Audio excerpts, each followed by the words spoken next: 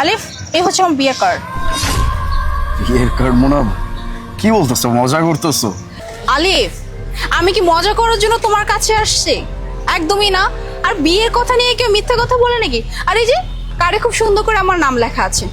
আমার বিয়ে ঠিক হয়ে গেছে আর কার্ডও ছাপা হয়ে গেছে। তোমাকে জাস্ট আমি ইনভিটেশন দিতে আসলাম। বাই। দাঁড়াও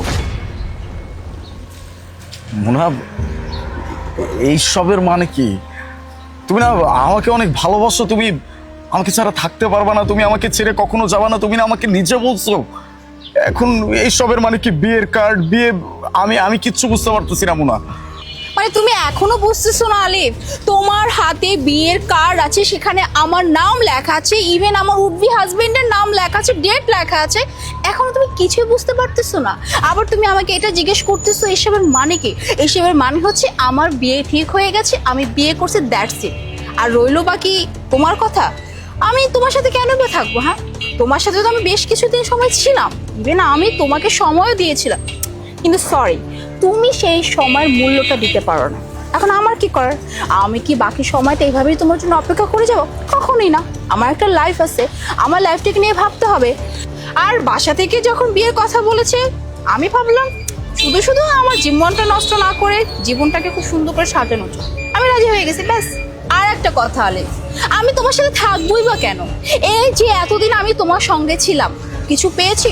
হয় নাই তো। আর পাবোই বা কি করে? তোমার তো সে মুরদিনে আমাকে কিছু দেওয়ার। আর আমি তো আমার জীবনটা এইভাবে নষ্ট করতে পারি না। ইভেন আমি এখন যাকে বিয়ে করব তার কাছ থেকে অনেক কিছু পাবো, সুন্দর একটা লাইফ পাবো, সব কিছু পাবো, লাইফ সিকিউরিটি পাবো, টাকা পাবো, পয়সা পাবো, বাড়ি পাবো, গাড়ি পাবো, এভরিথিং। তোমার কাছে থাকলে আমি কিছুই পাবো না। সো তোমার সাথে থাকার কোনো মানেই হয় না। বাহ, অবশেষে তুমিও নিজের আসল রূপটা দেখাইলে। তুমি আরো বাকি 5টা মেয়েদের মতো একই কথা বলতেছো। মোনা, তুমি না আমাকে বলছিলা যে তোমার কিচ্ছু লাগবে না, জাস্ট আমাকে লাগবে, তুমি আমাকে ভালোবাসো। বাকি 5টা মেয়ের মতো এখন তুমি টাকার জন্য আমাকে ছেড়ে চলে যাচ্ছ। মোনা, আমি না বিশ্বাস করতে পারতেছি না। I can't believe this. Okay okay fine, দেখো এখনো কোনো কিছু বিগড়ে যায়নি, সময় আছে, আমি সবকিছু ঠিক করে দিব। আমি তোমাকে প্রমিস করতেছি, প্লিজ তুমি তুমি এই সবকিছু ভেস্তে দাও। তুমি এই বিয়েটা করো না, আমি তোমাকে অনেক ভালোবাসি মোনা। দেখো সময় আছে, আমি সবকিছু ঠিক করে দিব। আলিফ, আর কোনো কিছু ঠিক হওয়ার নাই, সেই সুযোগটাই তো নাই। অলরেডি বিয়ের কার্ড ছেপে গেছে, সবাইকে দাওয়াত দেওয়া হয়ে গেছে, ভ্যানু ঠিক করা হয়ে গেছে, এভরিথিং ইজ সেট। আর তুমি এখন বলতেছো তুমি সবকিছু ঠিক করবে? তুমি চাইলেও এখন কোনো কিছু ঠিক করতে পারবে না, কোনো কিচ্ছু না। সো এইখানে কথা বলার কোনো লাভ নাই। বিয়ের কার্ডটা দিলাম, প্লিজ বিয়েতে এসো। মোনা,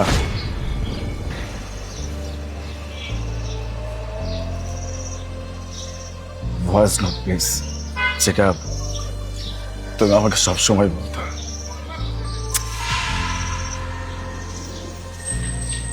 আলিফ, I love you, I love you very much. আমি তোমাকে অনেক ভালোবাসি, বিশ্বাস করো। আমি তোমাকে ছাড়া কখনোই থাকতে পারবো না। তোমাকে ছাড়া বাঁচা সম্পূর্ণ অসম্ভব। আলিফ, আমি আর 5টা মেয়ের মতো না। তুমি আমাকে আর বাকি 5টা মেয়ের মতো ভেবো না। আমি যে তোমাকে কথা দিয়েছি, বিশ্বাস করো, সারা জীবন আমি আমার এই কথা রাখবো। আমি আমার আমৃত্যু পর্যন্ত আমি তোমাকে ভালোবেসে যাব, কারণ আমি তোমাকে সত্যি অনেক অনেক অনেক ভালোবাসি। I love you. কে কে এখন তো হ্যাপি, তাই না? ভয়েস নোট পেয়ে গেছো, দ্যাটস ইট, শেষ। আর তো এখানে কোনো কথা থাকতে পারে না। আর আমি এমনি তো আর এখানে থাকতেও চাচ্ছি না। আমার যেতে হবে, আমার বিয়ের শপিং করতে হবে, অনেক কাজ বাকি। বিয়ের কার্ডটা আছে, ডেট এবং ভ্যানু সব কিছু দেওয়া আছে, চলে এসো। বাই।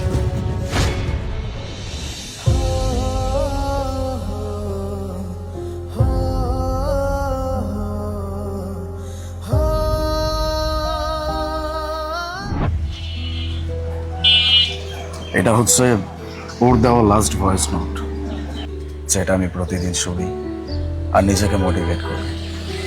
আপনি এসে আমাকে কি বললেন? আপনাদের ভিতরে খুব ছোট ছোট ব্যাপার নিয়ে ঝগড়া হয়, সে আপনাকে বিভিন্ন কাজে আটকায় দেয়। দেখুন, এই সব কিছুই কিন্তু একটা ভালোবাসার অংশ। একটা মানুষ আপনাকে যদি ভালোই না বাসে, তাহলে এগুলো কখনোই আসবে না। যে মানুষটা আপনাকে ভালোবাসতেছে তাকে আগলায় রাখে। ডিভোর্স কখনো কোনো কিছুর সমাধান হইতে পারে না, বিচ্ছেদ কখনো কোনো কিছুর সমাধান হইতে পারে না। আপনি একদম ঠিক বলছেন ভাই। আসলে আপনার কাছে না আসলে আমি জানতেই পারতাম না যে সত্যিকারের ভালোবাসা পাওয়া এতটা কঠিন। আসলেই তো আমি সামান্য একটা কারণে ওকে ডিভোর্স দিতে চাইছিলাম। এ ব্যাপারটা তো আমি নিজেই ওর সাথে কথা বলে সমাধান করতে পারতাম। ভাই আপনাকে অনেক ধন্যবাদ। আমি আর কখনো ডিভোর্সের কথা মাথায় আনবো না। আমি এখনই বাসায় গিয়ে ওকে সরি বলবো। আমি তাহলে আসি।